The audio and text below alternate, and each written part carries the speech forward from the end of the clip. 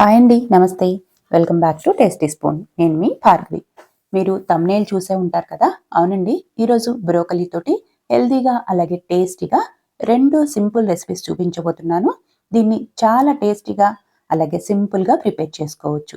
ఇంకా లేట్ చేయకుండా మనం ఈ రెసిపీస్ని ఎలా ప్రిపేర్ చేసుకోవాలో వీడియోలో చూద్దాం. పప్పు ప్రిపేర్ చేసుకోవడానికి నేను కందిపప్పు కాకుండా పెసరపప్పు తీసుకున్నానండి. ఒక చిన్న గ్లాసు పెసరపప్పుని 2-3 సార్లు కడుక్కొని 2 కప్పుల నీళ్లు పోసుకొని ఒక అరగంట సేపు నానబెట్టుకోవాలి. కందిపప్పు కంటే పెసరపప్పు యూజ్ చేసి ఈ బ్రోకలీతో పప్పు ప్రిపేర్ చేసుకుంటే టేస్ట్ చాలా బాగుంటుంది. తర్వాత బ్రోకలీని ఈ వెనుక ఉండే తొడుమలతో సహా కట్ చేసుకోండి. అప్పుడు టేస్ట్ కూడా బాగుంటుంది. అలాగే ఇవి సాఫ్ట్గా కుక్ అవుతాయి. వీటిని కట్ చేసుకొని 2-3 సార్లు నీట్గా కడుక్కోవాలి. తర్వాత మనం నానబెట్టుకున్న పెసరపప్పులో వేసి కొద్దిగా పసుపు వేసుకొని మూత పెట్టి మంటని మీడియం ఫ్లేమ్లో ఉంచుకొని 2 విజిల్స్ రానిస్తే సరిపోతుందండి. ఎక్కువ రానిచ్చారంటే పెసరపప్పు సాఫ్ట్గా అయిపోతుంది. అలాగే బ్రోకలీ కూడా బాగా ఎక్కువ కుక్ అవుతుంది. పప్పు ఉడికేలోగా ఒక మీడియం సైజు టమాటో అలాగే ఒక ఉల్లిపాయ 2 పచ్చిమిర్చి కట్ చేసి పక్కన పెట్టుకుందాం. పప్పు ఉడికిందండి. జస్ట్ 2 విజిల్స్ వస్తేనే సరిపోతుంది. ప్రెజర్ పోయేంత వరకు వెయిట్ చేసి మూత తీసి చూద్దాం. పప్పు చూసారా చక్కగా ఉడికిందండి. నేను ఒకసారి గరిటెతో కలిపి చూపిస్తాను. ఎక్కువ కలపాల్సిన అవసరం లేదు. జస్ట్ వీడియో కోసం నేను చూపిస్తున్నాను అంతే. బ్రోకలీ కూడా చక్కగా సాఫ్ట్గా కుక్ అయింది. ఒక్కసారి కలుపుకొని దీనికి పోపు పెట్టుకుందాం. పోపు కోసం స్టవ్ మీద కడాయి పెట్టుకొని 1 టేబుల్ స్పూను నెయ్యి అలాగే మరొక టేబుల్ స్పూను నూనె వేసుకొని పోపు ప్రిపేర్ చేసుకుందాం. నెయ్యితో కనుక పప్పుకి పోపు వేసుకున్నామంటే టేస్ట్ చాలా బాగుంటుంది. నూనె వేడెక్కిన తర్వాత ఆవాలు జీలకర్ర అలాగే 2-3 వెల్లుల్లి రెబ్బల్ని దంచి వేసుకోవాలి. మరొక 2 ఎండుమిర్చి మధ్యలోకి తుంచి వేసుకొని కొద్దిగా ఇంగువ వేయాలి. తర్వాత మనం కట్ చేసి పెట్టుకున్న ఉల్లిపాయ పచ్చిమిర్చి తరుగు వేసి ఒకసారి కలుపుకొని 1 నిమిషం పాటు ఫ్రై చేసుకోవాలి. ఇందులోకి 2 రెమ్మల కరివేపాకు అలాగే కట్ చేసి పెట్టుకున్న కొత్తిమీర తరుగు వేసి ఉల్లిపాయలు కొద్దిగా ఫ్రై అయ్యేంత వరకు 2 నిమిషాల సేపు లో ఫ్లేమ్ మీద ఫ్రై చేసుకోవాలి. ఇలా కనుక పప్పు ప్రిపేర్ చేసి పెట్టారంటే బ్రోకలీ తినని వాళ్ళు కూడా చాలా ఇష్టంగా తింటారు.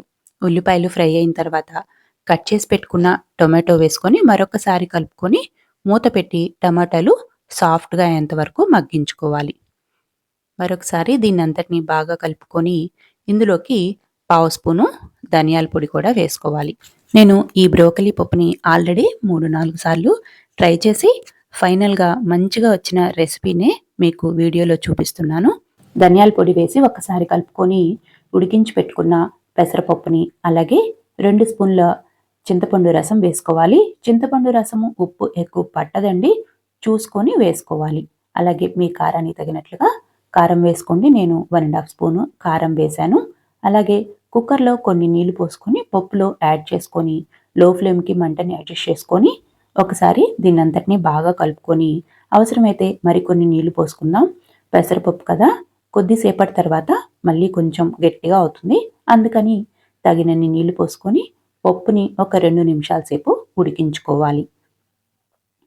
దీన్నంతటినీ మరొకసారి బాగా కలుపుకొని స్టవ్ ఆపేసుకొని పైన కొత్తిమీర చల్లుకున్నారంటే హెల్దీ రెసిపీ అండి. బ్రోకలీ పప్పు రెడీ అయిపోయింది. ఈ పప్పుని వేడివేడి అన్నంలో కొద్దిగా నెయ్యి వేసుకొని అప్పడంతో సర్వ్ చేసుకున్నారంటే టేస్ట్ అయితే చాలా బాగుంటుందండి. ఈ రెసిపీ రైస్లోకే కాదు చపాతీలో కూడా మంచి కాంబినేషన్. తర్వాత ప్రిపేర్ చేయబోయే రెసిపీ బ్రోకలీతో పెరుగు పచ్చడి చేసుకుందామండి. ఇదైతే చాలా డిఫరెంట్గా, తినేటప్పుడు క్రీమీగా, అసలు నోట్లో వేసుకుంటే మెల్ట్ అయిపోతుందండి. అంత బాగుంది ఈ పెరుగు చట్నీ. మీరు కూడా తప్పకుండా ఒకసారి ట్రై చేయండి. దీనికోసం ముందుగా బ్రోకలీని కట్ చేసుకొని క్లీన్ చేసి పక్కన పెట్టుకుందాం. ఇందులోకి ఉల్లిపాయ పచ్చిమిర్చి అలాగే అల్లం కూడా వేసుకోవాలి. ముందుగా స్టవ్ మీద ప్యాన్ పెట్టుకొని కొద్దిగా ఆయిల్ వేసుకోవాలి.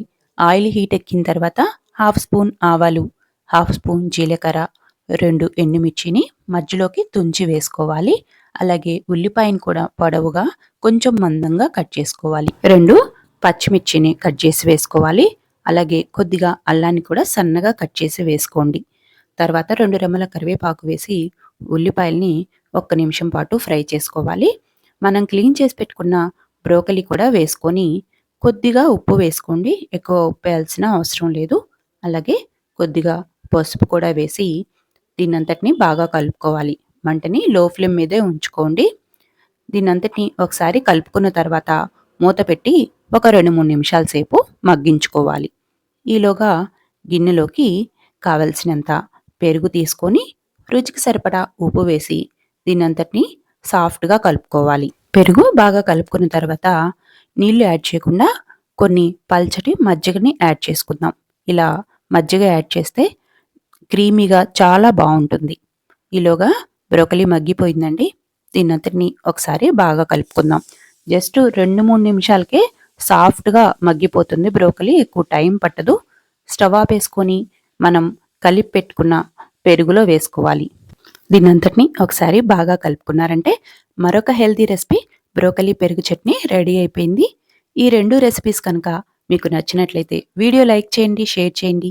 నా ఛానల్ని మొదటిసారిగా చూస్తున్నట్లయితే సబ్స్క్రైబ్ చేసుకోండి. Thank you.